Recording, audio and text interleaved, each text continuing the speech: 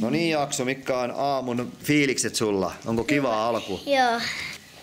Mitähän täällä olisi? Justipaita. No niin. Aksulla on lämmin paita. Mä en saa tätä alas. Siellä on moskaa.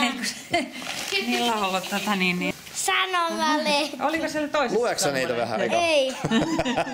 Siellä toisessa ei ole. Anna tulla. No niin. Sitten siitä yhtäkkiä teet niin kuin säikäytät äiti tänne vihaseen.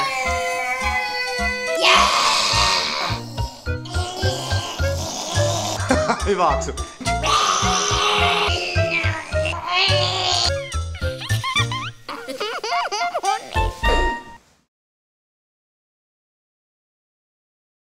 Niin, sieltä löytyy kerpili. Sä laitat sen... Ai tähän kohtaan. Joo, ettei se mene vahingossa sen kerpili hännän päälle. Kokeilepa varovasti panna siihen eteen. Se tänne päin, tänne. Toinen suunta. Hyvä, just noin.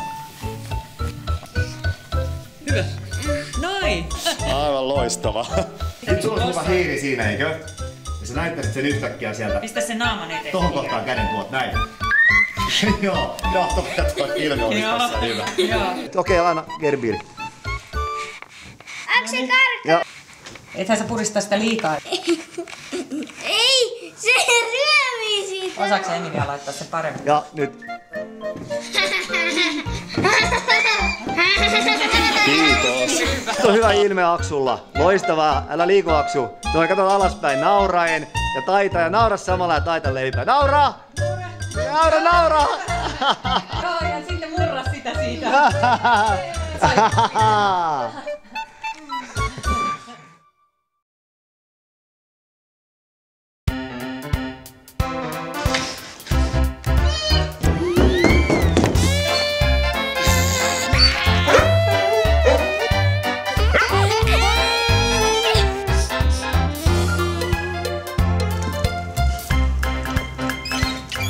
Äjypoikaleivän omega-3 rasvahapot rauhoittaa rasavillikkin mukulat.